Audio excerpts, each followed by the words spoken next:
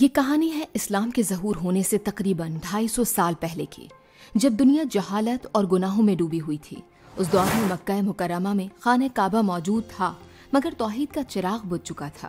عرب کے قبائل حضرت ابراہیم علیہ السلام اور حضرت اسماعیل علیہ السلام کی تعلیمات کو بھول کر بت پرستی میں غرق ہو چکے تھے۔ عرب کے لوگ رفتہ رفتہ اللہ کی عبادت بھول گئے اور خانہ کعبہ کے ارد گرد بتوں کی پوجا کرنے لگے۔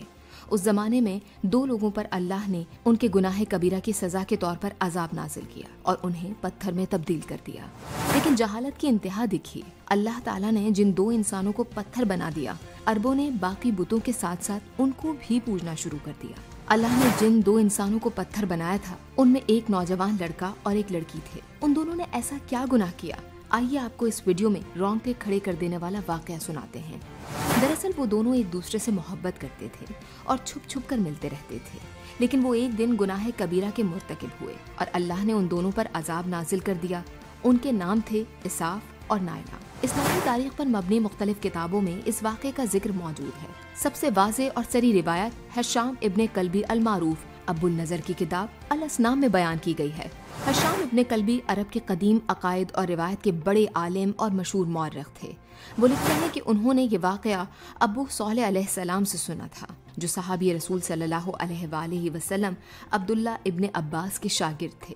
ابن کلبی نے اپنی کتاب میں اس واقعے کو یوں بیان کیا کہ اساف اور نائلہ، جن میں اساف بن علی نامی شخص کا تعلق یمن کے قبیلے جرہم سے تھا اور نائلہ بنت زید بھی اسی قبیلے سے تعلق رکھتی تھی، دونوں ایک دوسرے سے محبت کرتے تھے۔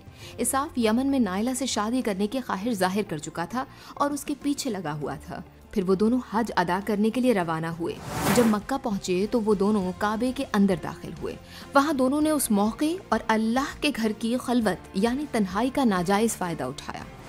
اساف نے اس مقدس مقام میں نائلہ کے ساتھ بدکاری کی کوشش کی تو اسی وقت دونوں پتھر میں تبدیل ہو گئے۔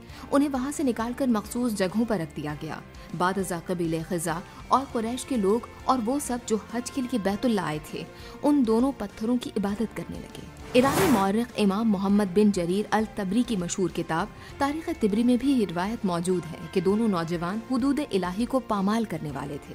ابن ہشام کی کتاب السیرۃ النبویہ اور ابن کثیر کی اپنی کتاب البدایہ والنہایہ میں بھی اس واقعے کا ذکر ملتا ہے، لیکن دونوں کتابوں میں بھی ابن کلبی کی کتاب الاصنام کا حوالہ دیا گیا ہے۔ بدکاری کی کوشش کرنے والے لڑکے اور لڑکی پر اللہ کا قہر نازل ہوا، دونوں کی روحیں کھینچ لی گئیں اور وہ پتھر میں بدل دیے گئے۔ ابن کلبی لکھتے ہیں کہ اساف ایک کبوتر نما پتھر میں بدل گیا، جبکہ نائلہ انسانی مورتی کی شکل اختیار کر گئی۔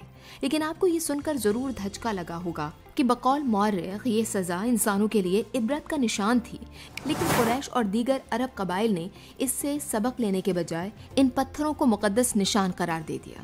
پھر اساف اور نائلہ کے مجسمے خانہ کعبہ کے پاس نصب کر دیے گئے اور لوگ صدیوں تک ان کے سامنے جھک کر ان کی پوجا کرتے تھے۔ بتایا جاتا ہے کہ تقریباً 2.5 صدیوں تک یہ بت خانہ کعبہ کے پاس رہے، لیکن جب اسلام کا سورج طلوع ہوا اور فتح مکہ کا دن آیا تو رسول اللہ صلی اللہ علیہ وآلہ وسلم نے کعبہ کو تمام بتوں سے پاک کر دیا۔ اس دن 350 بتوں سے زائد بت توڑے گئے، جن میں اساف اور نائلہ کے بت بھی شامل تھے۔ یہ واقعہ اس بات کی گواہی دیتا ہے کہ اللہ کا گھر صرف اور صرف توحید کے لیے ہے، اور جو لوگ اس میں شرک یا گناہ لے کر آئیں گے وہ ذلیل و رسوا ہوں گے، اور خانہ کعبہ اس اعلان کے ساتھ تا قیامت قائم رہے گا کہ لا الہ الا اللہ محمد الرسول اللہ۔